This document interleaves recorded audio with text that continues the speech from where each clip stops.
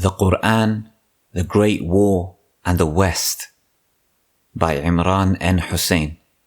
أعوذ بالله من الشيطان الرجيم. سنفرغ لكم أيها الثقلان. We shall one day take you to task, O you sin-laden too. Surah Ar-Rahman, chapter 55, verse 31. In the above verse, the Qur'an has addressed both a Western world that is loaded with sin, as well as the shayateen, plural of shaitan or Satan, who are evil jinn, who have supported and strengthened the West during their last 500 years of arrogant, blood-stained rule over the world, to declare that Allah will bring their sin-laden rule over the world to an end. The verse below informs them how He will do so. يُرْسَلُ عَلَيْكُمَا شُوَاظٌ مِّن نَارٍ وَنُحَاسٌ فَلَا تَنْتَصِرَانِ. A flash of fire will be let loose upon you, followed by smoke, and you will be left helpless. Surah Ar-Rahman, chapter 55, verse 35. Surah Ar-Rahman also warns them that their missiles, satellites, drones, etc. can fly through the skies or from beneath the earth and the depths of the seas only with Allah's authority. This implies that He can withhold His authority at any time, and that may just happen in the Great War. An angel, for example, can intercept a nuclear-armed intercontinental ballistic missile speeding towards a designated target and turn it around to return it to its sin-laden sender. Those who serve us with poison will eventually swallow it and poison themselves. Vladimir Putin, President of Russia. And the kings of the earth, and the great men, and the rich men, and the chief captains, and the mighty men, and every bondman, and every free man, hid themselves in the dens and in the rocks of the mountains. Revelation 6:15. But a true believer in the one God is not afraid to die. The Qur'an, the Great War, and the West. إِنَّ مَوْعِدَكُمُ الصُّبْحِ أَلَيْسَ الصُّبْحُ بِقَرِيبٍ. Verily their appointed time for their destruction is in the morning, and is the morning not close? The Holy Qur'an, Surah Hud, chapter 11, verse 81. The Qur'an declares in Surah An-Nahl, chapter 16, verse 89, that it explains all things, and this implies that it can explain not only the historical process and the movement of history, but also the moment in history in which mankind is now located. This essay delivers startling evidence of the validity of that claim. Our study of the Qur'an reveals that modern Western civilization's 500 years of blood-stained rule over the world is now coming to an end, and that the Great War on Orthodox Christian Russia, for which the world of Western Christianity and their Jewish Zionist allies now lust, will be the beginning of that end. The Qur'an allows us to anticipate that the world after the Great War would be one in which the true followers of Jesus alayhi salam, located mostly in Orthodox Christianity, would achieve a divinely ordained superiority over their Western rivals, and that such dominance over their sinful, godless rivals will continue until the end of the world. The Qur'an declared that there would be a Christian people who would be closest in love and affection for Muslims.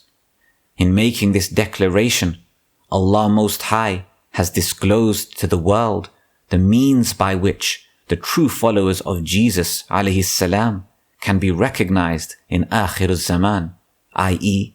the end time. We live in strange times in which true Muslims and true Christians, as well as those few courageous Jews who oppose the Zionist state of Israel are oppressed to such an extent that they have now joined the ranks of the wretched of the earth.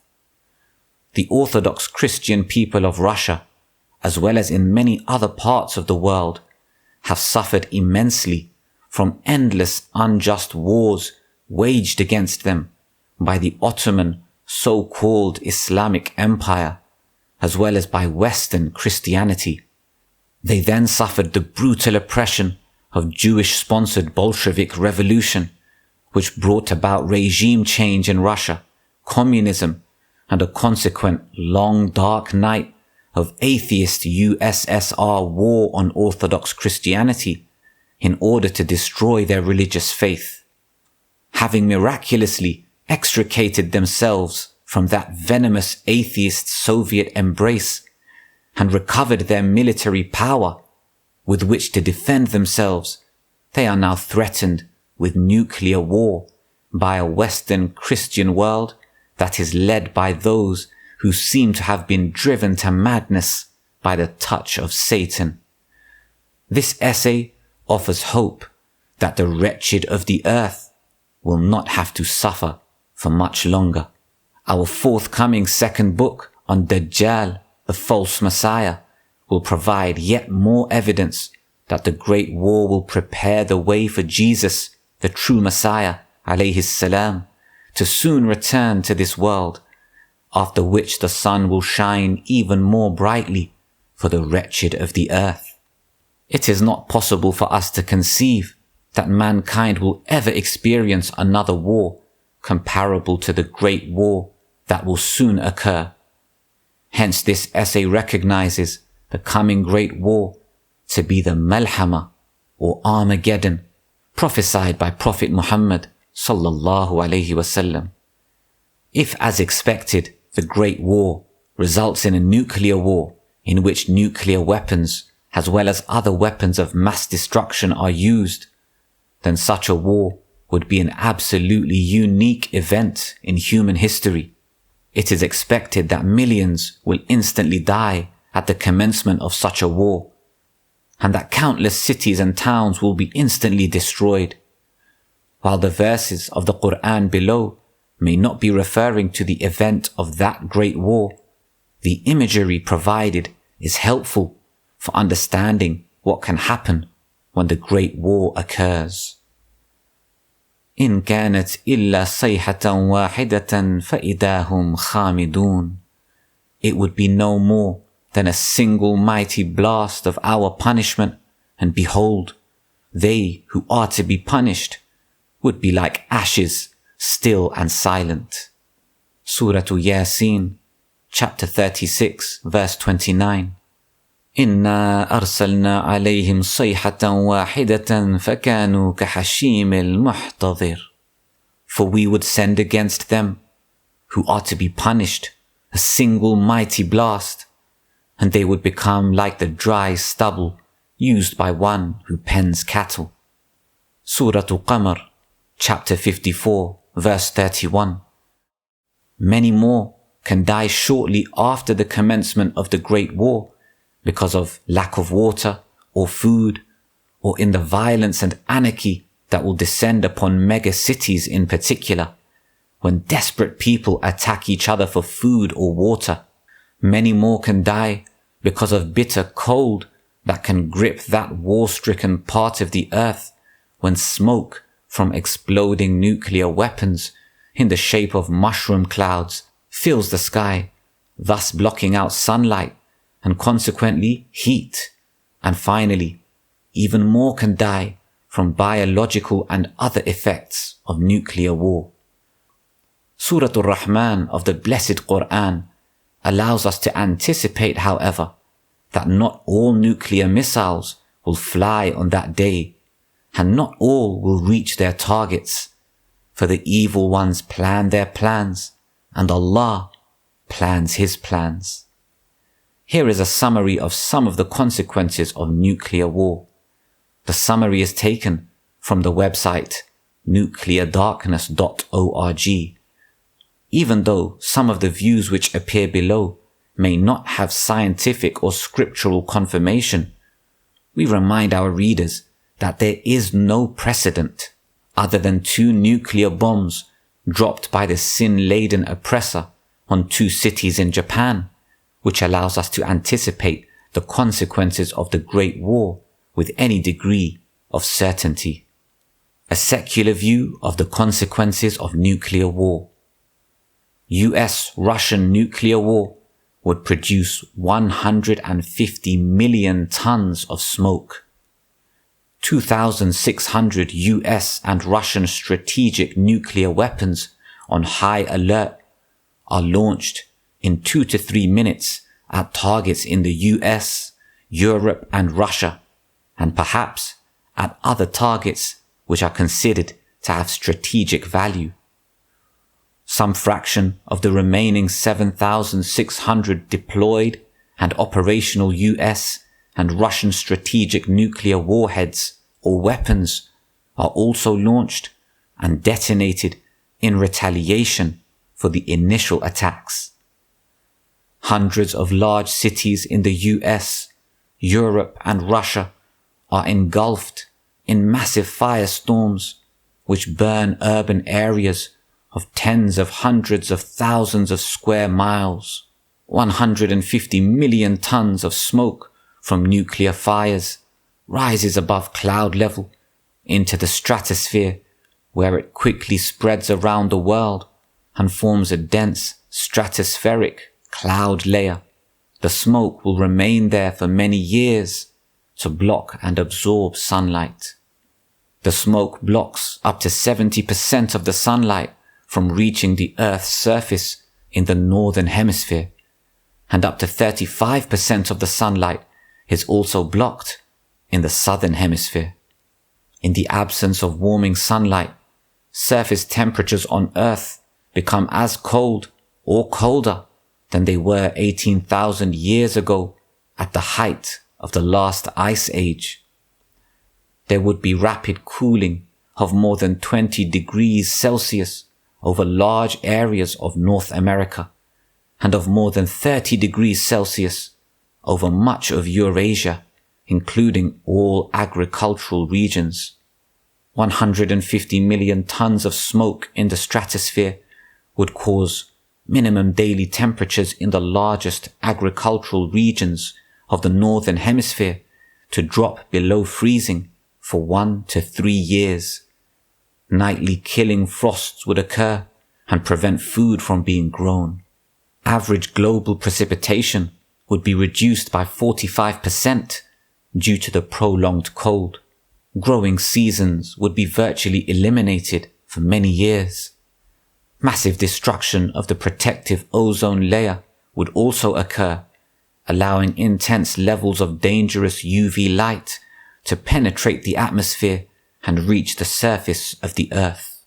Massive amounts of radioactive fallout would be generated and spread both locally and globally. The targeting of nuclear reactors would significantly increase fallout of long-lived isotopes. Gigantic, ground-hugging clouds of toxic smoke would be released from the fires. Enormous quantities of industrial chemicals would also enter the environment. It would be impossible for many living things to survive the extreme rapidity and degree of changes in the temperature and precipitation, combined with drastic increases in UV light, massive radioactive fallout, and massive releases of toxins and industrial chemicals. Already stressed land and marine ecosystems would collapse. Unable to grow food, most humans would starve to death. A mass extinction event would occur, similar to what happened 65 million years ago when the dinosaurs were wiped out following a large asteroid impact with Earth. 70% of species became extinct, including all animals greater than 25 kilograms in weight.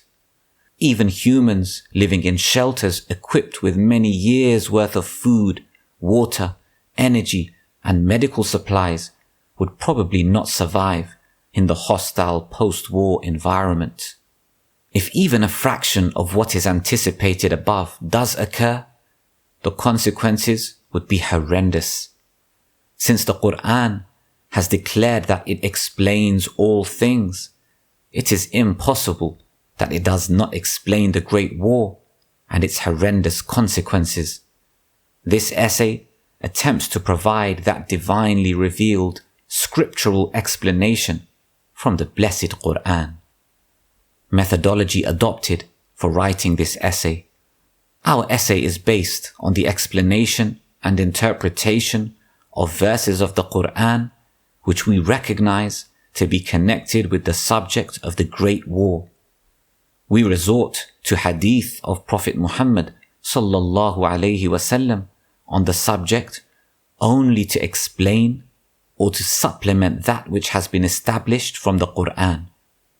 Those of our sin-laden critics who continuously accept state-of-the-art weapons, including chemical weapons, and US dollars from Santa Claus to wage their bogus jihad in Chechnya, Iraq, Syria, and elsewhere, must be reminded that at no time can a hadith supplant or refute that which has been established from the Qur'an. While we recognize that there can be other explanations or interpretations of verses of the Qur'an or hadith, other than those presented in this essay, we remind readers that there is a proper procedure to be adopted when judging whether an explanation or interpretation of a verse of the Qur'an or a hadith is valid or invalid. We have learnt that proper methodology from our teacher, the distinguished scholar of Islam, Maulana Dr. Muhammad Fadlur Rahman Ansari, 1914 to 1974, who has explained that methodology in his 2-volume magnus opus, The Quranic Foundations and Structure of Muslim Society.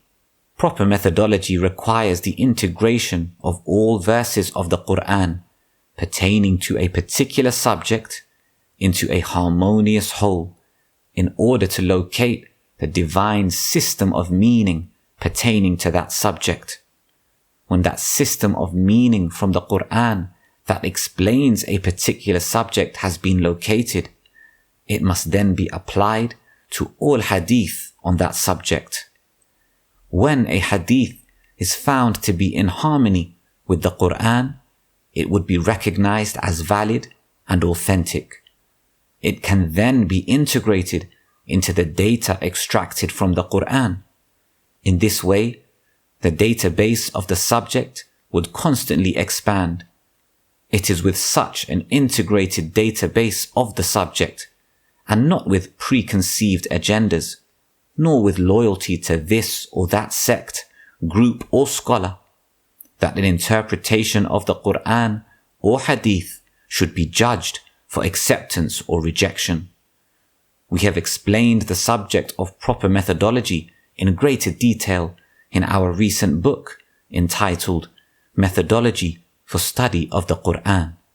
This essay never attempts to translate the Arabic text of the Qur'an to another language, since we believe that the Arabic Qur'an is miraculous and cannot therefore be translated to any other language. Rather, we offer to explain the meaning of those verses of the Qur'an which we have quoted in this essay.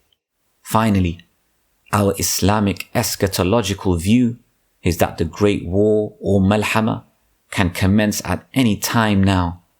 The prevailing expert opinion is that when it does commence, it will involve the use of nuclear weapons and other such weapons of mass destruction, and hence is unlikely to last for long. Our readers will not have to wait for a long time for events to unfold, which will validate or invalidate the analysis of the verses of the blessed Qur'an presented in this essay. If we have explained the blessed Qur'an correctly, then those who summarily reject this essay and then go on to urge others as well to reject it would be a people with a strange and dubious relationship with knowledge. and with truth. Does the Qur'an confirm that such a cataclysmic event will occur before the end of the world? The Qur'an does confirm an event that will occur before the end of the world, in which Allah Most High has declared that no city or town will escape destruction, and that those that are not destroyed will suffer terrible punishment. وَإِن مِّن قَرْيَةٍ إِلَّا نَحْنُ مُهْلِكُوهَا قَبْلَ يَوْمِ الْقِيَامَةِ أَوْ مُعَذِّبُوهَا عَذَابًا شَدِيدًا كَانَ ذَلِكَ فِي الْكِتَابِ مَسْطُورًا. There is not a town or city, but we shall destroy it before the day of resurrection, or punish it with dire punishment. That is set forth in the book of our decrees. Towns and cities will face divinely ordered destruction according to the Qur'an, when dhulm, i.e. injustice, wickedness, oppression, etc. prevails. At that time, their fate is sealed, and the time for their destruction is fixed. وَتِلْكَ الْقُرَىٰ أَهْلَكْنَاهُمْ لَمَّا ظَلَمُوا وَجَعَلْنَا لِمَهْلِكِهِمْ مَوْعِدًا. And all those townships, we destroyed them when they committed dhulm, injustice, oppression, wickedness, and we appointed a fixed time for their destruction. Surah Al-Kahf, chapter 18, verse 59. The Qur'an also informs us the earth will one day be reduced to dry dust. Hence, it would be an earth where there will be nothing green, nothing will grow, and there will be no food. إِنَّا جَعَلْنَا مَا عَلَى الْأَرْضِ زِينَةً لَهَا لِنَبْلُوَهُمْ أَيُّهُمْ أَحْسَنُ عَمَلًا وَإِنَّا لَجَاعِلُونَ مَا عَلَيْهَا صَعِيدًا جُرُزًا. Behold, we have willed that all beauty on earth be a means by which we put men to a test, to determine which of them are best in conduct, and verily in time we shall reduce all that is on it to barren dust. Surah Al-Kahf, chapter 18, verses 7 to 8.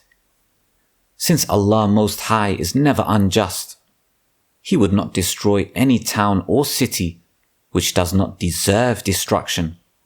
Hence, we need to qualify the above prophecy in the Qur'an, Surah Al-Isra, chapter 17, verse 58, to explain that no town or city which deserves destruction will escape that fate. The destruction of all such towns and cities would take place prior to the end of the world, and any such town or city that escapes destruction would face terrible divine punishment.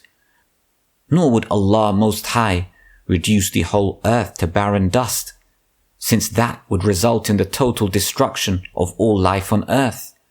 Rather, it would be that part of the earth whose inhabitants are to be destroyed, which would be reduced to barren dust, i.e., after the Great War.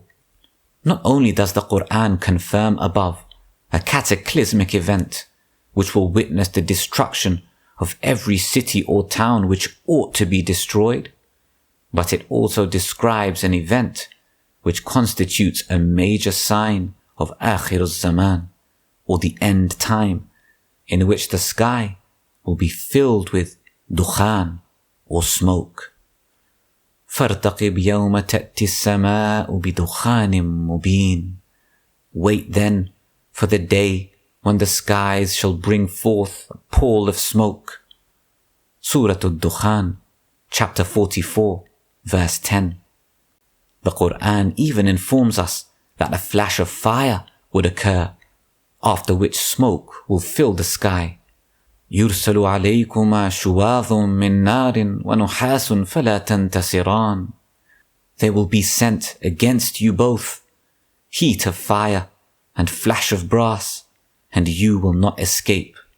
Pickthall, a flash of fire will be let loose upon you, and smoke, and you will be left without succor. Asad, he will pursue you with a piercing flame and fiery smoke, and you will not be helped. Aisha Bewley, there shall be sent against you both flame of fire and smoke, and you shall not be able to defend yourselves.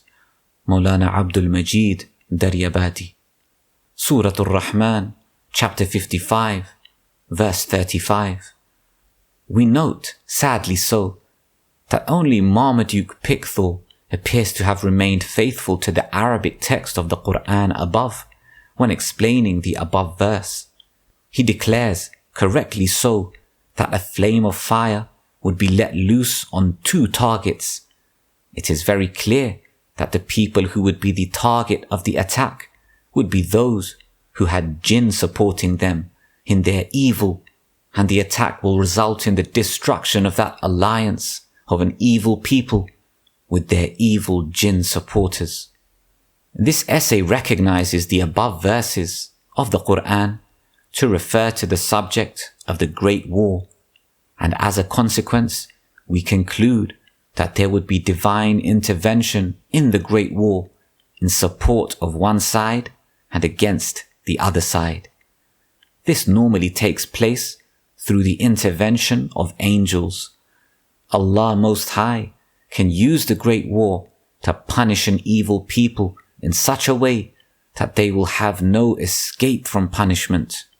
And finally, the evil people who would be punished can be identified, since they would be a people who would be assisted in their evil work by evil jinn. Not only does the Qur'an devote an entire Surah Ar-Rahman to this alliance of evil people with evil jinn, but it also delivers a warning of a day when they will both be punished for their mountains of sins. سَنَفْرُغُ لَكُمْ أَيُّهَا الثَّقَلَانِ. One day we shall take you to task, O you sin-laden too. Surah Ar-Rahman, chapter 55, verse 31, i.e. a people laden with sin, and jinn who are complicit in those sins. Translation of Muhammad Asad. Our comments in brackets. While we recognize the right of our critics to locate the source of that end-time smoke, Surah Ad-Dukhan, chapter 44, verse 10, and end-time fire, Surah Ar-Rahman, chapter 55, verse 35, elsewhere, this writer locates it in the event which will witness the destruction of every town or city which ought to be destroyed.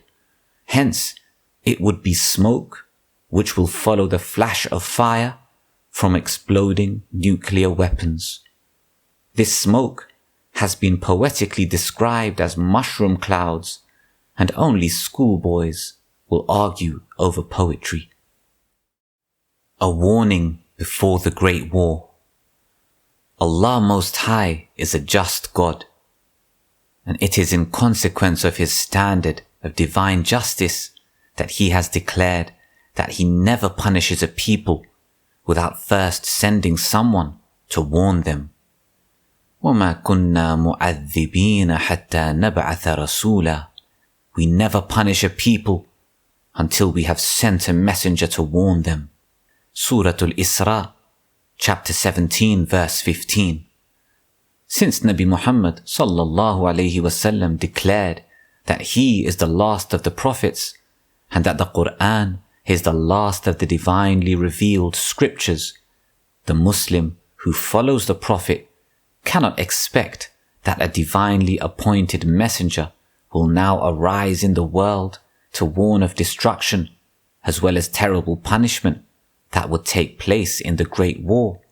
This essay declares that it is the role and function of the Qur'an to deliver that warning which Allah Most High has declared that He would send before the Great War occurs.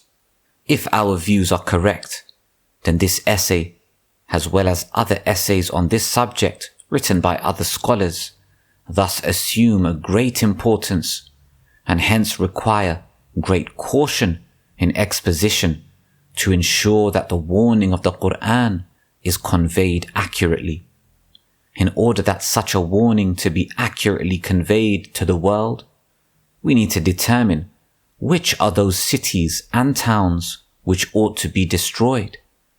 Those who live in such cities and towns, and who reject their godlessness and wickedness, would then have to either change the sinful profile of their cities or make hijrah, i.e. migrate to some other part of the earth. Which are the cities which ought to be destroyed? When Allah Most High destroyed Sodom and Gomorrah for their sexual perversion of homosexuality, He left a warning that He will return with His punishment to destroy those who again embrace such sexual perversion.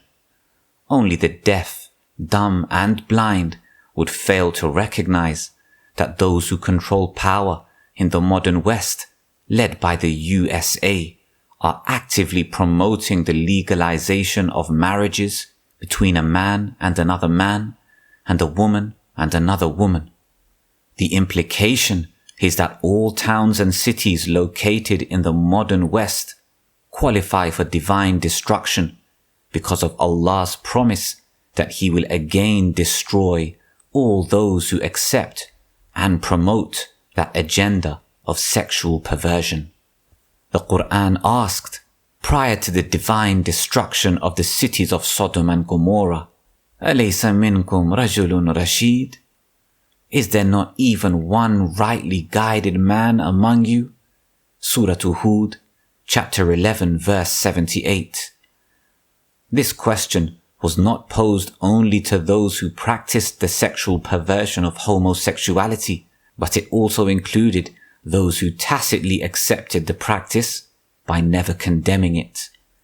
When Allah Most High destroyed the cities of Sodom and Gomorrah for their sexual perversion of homosexuality, the Qur'an warned that it was an event which constituted a sign from Allah Most High.